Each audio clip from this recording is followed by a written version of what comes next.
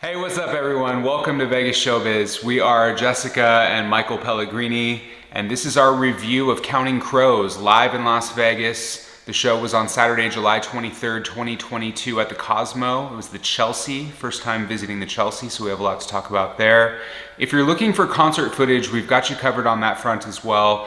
We've actually already dropped 4 videos here on our YouTube channel with all of our favorite songs from that night. So if you're looking for songs from that night, check out our YouTube channel. This is our chance to put on the reviewer's cap, talk about the show. We're longtime fans of Counting Crows, but first time seeing them in concert. And again, first time visiting the Chelsea. We had heard that this was one of the premier concert venues in Las Vegas, so it was cool to be able to see that in person. So a lot to talk about. Before we get into it, one small favor to ask, if you could help us out, please subscribe to our channel. We've got a lot of content regularly coming out regarding entertaining things to do in Las Vegas, and we would love to have you along for that journey. So with that said, I'll give over to Jessica Pellegrini for initial impressions on the show. What'd you think? Impressions on the show, it was a great show. I loved the Chelsea. It's my new favorite venue. I know. It's my new, it's of course, it's the Cosmo. It's beautiful. Yeah. We had really great seats, actually. Fourth row, but we were off to the right. Far right. Yeah, we were to the far right. And awesome. I would totally try and buy seats there for one reason alone, which was the sound. Yeah, I noticed right away that there was a low overhang because of the balcony above us, and a PA speaker was pointed directly at us, and the sound quality was fantastic because of that. And if you do watch our videos of the show, you'll see that we move to front and center later on, and the sound is not nearly as good. Yeah, and at the end. You could tell right as we were walking up there that the sound was not as good. Yeah, when we were like second row or first row, you don't hear it nearly as well, strangely. Right. So pro tip, go as close as you can, but go off to the side. Yeah. I mean, the view was a little bit skewed because of being off to the side. My video footage, having to zoom, and there's low light, so a little bit of that. It's not as ideal, but the sound quality was really good, so I was happy with that. Right, and a good performer, which they are. Oh, of course. Is gonna work the whole stage. So yeah, they're back and forth. Yeah.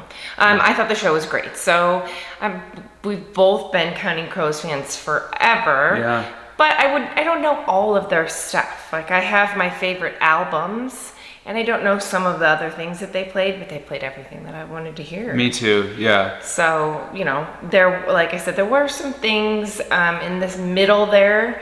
Got a little bit long, and I weren't. A lot of deep cuts in the middle. Yeah, they were, because we're fans of the first 2 albums, right. August and Everything After, and then Recovering the Satellites. Right. To me, those are like the prime albums by them. Right. And they played all the big stuff. Yeah, they did. They played all of the favorites from those albums, and that's what I was there for. Me too. So I was really happy. Yeah. It's not like a super showy experience, but they had a lot of cool gear. I mean, they had a lot of cool guitars and yeah, a lot of good gear. Yeah, I enjoyed that. That was cool. When he does some acoustic stuff, and he does some piano stuff, and he does some more jam style, and it was. They mix it up, but I have to admit, I wanted Adam Duritz to look like Adam Duritz. Yeah. He doesn't look like Adam Duritz anymore. He true. shaved his hair off. Still looks That like hair Adam. was so iconic, and the goatee, it's all gone. And I was like, who's this dude?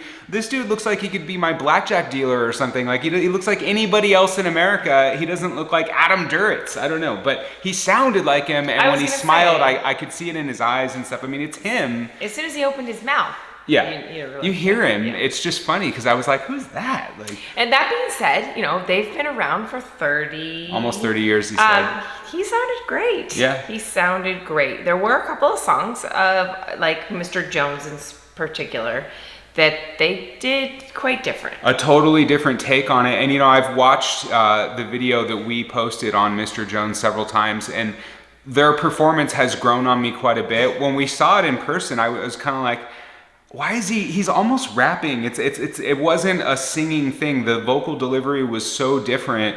But I think about it, that song was 30 years ago, and that register that he was sitting some of those notes in was pretty high. It's not surprising he's not doing the same thing now.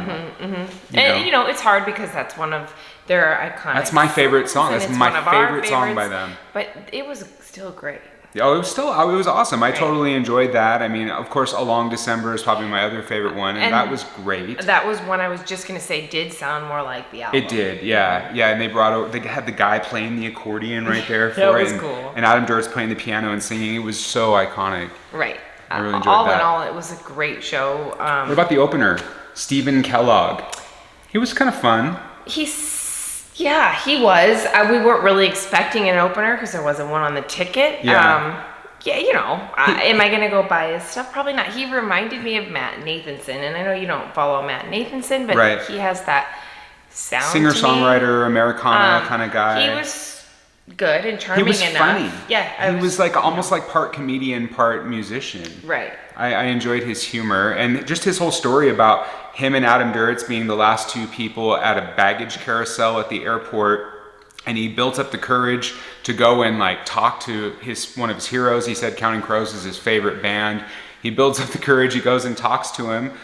Long story short, now the guy has a book out and Adam Duritz wrote the foreword to the book. Mm-hmm. He's on tour opening for Counting Crows. He's out there singing, hanging around with them. He did the encore with them. Yeah, hanging around from the Shrek movie. And like, what a dream come true for somebody that's been trying to make it in music for like their whole career. Right. For that to play out, I thought that was a cool story that he shared. Yeah, it was. It was. Yeah. It was fun. And he was good. It's like every musician's dream, like you made it and however it happened, but you're out there with your heroes doing your thing. Yeah. It's pretty cool.